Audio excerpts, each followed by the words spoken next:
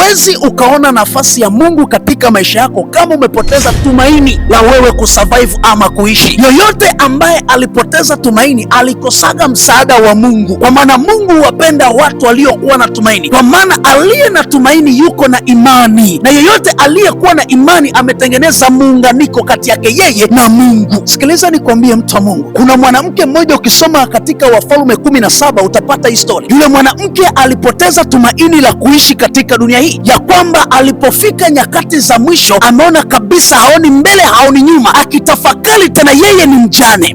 Akasema hapa kilichobaki ni kuokota kuni mbili nitengeneze mkate mimi na huyu mwanangu, kisha tule mkate alafu tufe. Sasa kinachofanya huyu mwanamke afikie mpaka hatua ya kujiwazia kifo ni kwa sababu amepoteza tumaini. Kuna nyakati nyingine, nataka nikwambie, maumivu huwa yanaongea ndani ya mioyo yetu, bali sio kama sisi tunaongea, bali yale maumivu ambayo tuko tunapitia katika maisha yetu huwa yanaongea. Huyu mwanamke ndani yake, kwa sababu yalikuwa yanahisi maumivu, yakaongea kuhusu mauti, kwa maana alipoteza tumaini la kuishi. Ni kama wewe ambao unapitia siku leo, kuna majira, kuna maumivu ambayo unapitia, hautamani kuishi, unakosa tumaini. Lakini nataka nikwambie, Mungu ili aweze kusema na somebody katika maisha haya, ni lazima uwe na tumaini. Aliye na tumaini huwa anakuwa na imani. Hapa nakupeleka kwa wale watu wakoma 4, huwa nawapendaga sana. Walivyotengwa, wamewekwa kando ya mji, hawakupotezaga matumaini, wakapata kusemezana. Maana siku zote ni matumaini wanakuaga na imani, huwa hawaachi kusemezana. Maandiko matakatifu yananiambia wale wakoma walipopata kusemezana ya kwamba hapana, hapa tutakufa njaa, wale wakoma wakaambizana kwa matumaini, tuelekea kule ambako liko jeshi la Washami. Tukienda kule kuna jeshi la Washami, kama watatuua tutakufa kama ambavyo tutakufa hapa. Siku zote mwenye matumaini anapoamua kunyanyuka huwa angaliagi nani aliyomshika shati, na hii ndio sababu wale wakainuka wakaanza kutembea kwenda mpaka kule kwenye jeshi la Washami. Sikiliza nikwambie, mtu wa Mungu, unajua ni kwa nini umeshindwa kuinuka? Umeshindwa kutoka kwenye machozi ambayo unapitia ni kwa sababu moja tu, ni kwa sababu uko umekosa matumaini. Ndoa ilivyokusumbua, umekosa matumaini. Mungu anampenda mtu mwenye matumaini. Haijalishi umetupwa shimoni, haijalishi umetelekezwa, haijalishi umewekwa kando ya mji, haijalishi familia yako imekutenga. Nataka nikwambie, usipoteze tumaini katika maisha haya. Simama mahali popote ulipo, anyanyuka, anza kutembea, piga kifua, sema yuko Mungu atanitetea. Wakati unainuka na matumaini ulionayo, kuna kitu kitazaliwa ndani yako, nacho kinaitwa imani. Na siku zote Mungu hajawahi mtelekeza mtu mwenye imani, maana aliyekuwa na imani huwa anaamini, na Mungu alimtoa mwanae wa pekee kwa kila amwaminie. Nisikilize nikwambie, nyanyuka mahali ulipo, anza kusurvive. Usiangalie watu wanasema nini juu yako. Aliyekuwa na matumaini, hata akitupwa mahali popote, atasimama, atastawi, ataanza kutembea, haijalishi nini ambacho anapitia. Aliye na matumaini. Leo kuna watu wengi wamekata tamaa, hawatamani kuishi. Ukimuuliza kwa nini utamani kuishi, anapata kukwambia, yani nilikuwaga niko na mpenzi, mapenzi yameniumiza sana, yani haya mapenzi yaache. Unamuuliza, mapenzi tu ndio amefanya ukose tumaini? Nataka nikwambie, kwenye hii dunia hayakukuleta mapenzi. Kilichokuleta uje mahali hapa katika dunia uweze kuitawala na kuimiliki. Sasa ukikosa tumaini mahali popote, vitu vyote vinavyokuzunguka vitakutawala. Ni kwa nini vitakutawala? Kwa sababu aliyekosa tumaini huwa ana roho ya kujikatia tamaa, na aliyejikatia tamaa huwa hatamani kuishi. Ni maombi yangu katika madhabahu hii, usipoteze tumaini. Aliyepoteza tumaini aliishia pabaya sana. Haijalishi ni machozi mangapi mamangu yanakuumiza, haijalishi ni machozi mangapi babangu umelia, haijalishi ni machozi mangapi umetaabika, lakini ninachotaka nikwambie, kama Mungu yupo, liko tumaini la kuishi wewe katika dunia hii. Usikate tamaa, simama, nyanyuka, tembea, endelea mbele. Liko kusudio la kuumbwa kwako. Kama lipo kusudio la kuumbwa kwako, no matter what, watu wanasema nini, hatutapoteza tumaini hata tukiwa jangwani, hatutapoteza tumaini hata tukitupwa mahali ambapo hakuna maji, bali sisi tutasimama na kuamini ya kwamba liko tumaini juu ya mti uliokatwa kuchipuka tena. Wametukata, lakini tutachipuka tena, kwa maana tunaye yule awezee kutupigania. Sisi tutasimama. Anachohitaji yule anayetupigania ni kitu kinachoitwa tumaini. Usipoteze tumaini.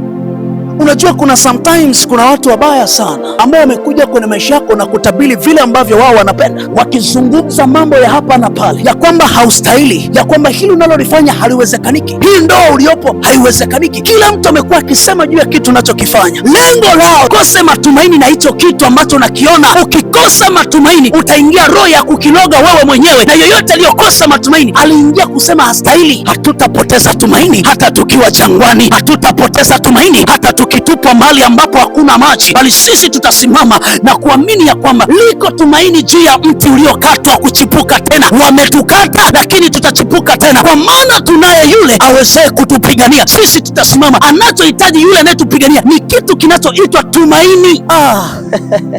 Sikiliza nikwambie, kuna majira Yesu alikuwa anapitia uchungu sana ndani ya moyo wake, uchungu mzito sana ndani ya moyo wake. Wakati Yesu anapitia ule uchungu mzito, akapata kuamsha wanafunzi wake watatu, akasema, amkeni, kesheni pamoja nami, kwa maana napitia maumivu mazito ndani ya moyo wangu. Wakati Yesu anapata kuambia hivi, wale jamaa wa kukesha na Yesu, Yesu alipofika mbele kidogo, maandiko yanasema akalia mpaka jasho lake likawa matone mpaka ya damu, akisema, ikiwezekana kikombe hiki kiniepuke, kwa maana kuna majira, nataka nikwambie, adui anaweza akasababisha maumivu mazito, kwa maana maumivu yanaongea, maumivu yanaongea. Yesu kilichokuwa kinaongea ni maumivu, ya kwamba ikiwezekana kikombe hichi kiniepuke, kwa maana aliwaambia wale wanafunzi wake, ninasikia maumivu mazito. Nataka nikwambie, kuna saa nyingine huwa uongei wewe, maumivu ambayo unapitia ndio huwa yanaongea.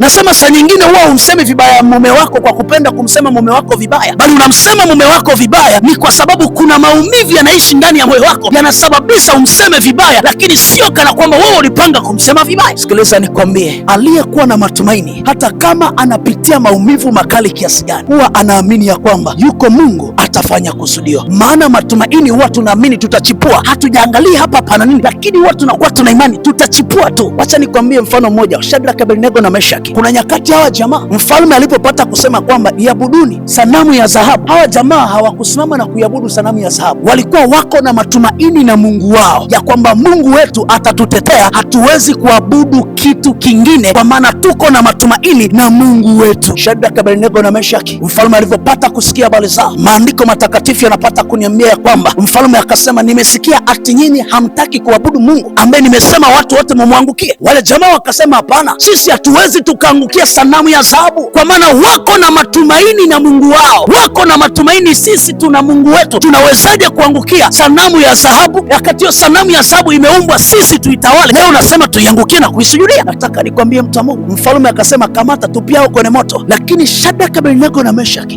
hawakutikisika mioyo yao, waliamini ya kwamba tunayo matumaini ya kusurvive hata katika moto. Yako matumaini ya kusurvive hata moto uwashwe mara 7, yako matumaini ya kusurvive hata kama tukaungua, lakini tuko na matumaini. Hapo ndipo mfalme alivyopata kuwatupa, lakini wakawa wako na matumaini. Nataka nikwambie, mfalme alivyogeuka katika tanuli la moto, akapata kuona pale pale alipowatupia wako kama 4. Hiyo mfalme ikamshangaza sana. Nataka nikwambie, mwana wa Mungu, yoyote aliyekuwa na matumaini, Mungu hajawahi muacha. Maana aliyekuwa na matumaini alitembeaga na kitu kinaitwa imani, na daraja la kukutana na Mungu ni kitu ambacho kinaitwa imani.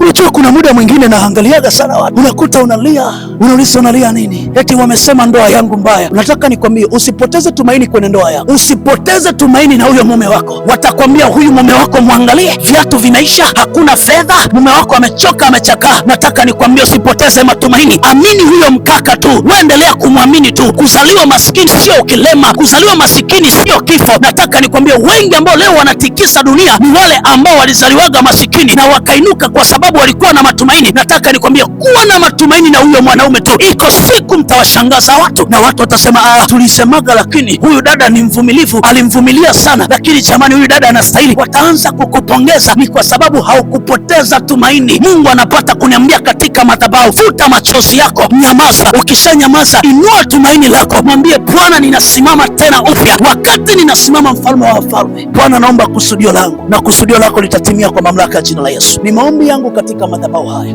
Mungu akakuguse, Mungu akakuinue, usipoteze tumaini lako hata mara moja. God bless you. Mungu akubariki sana. Amen.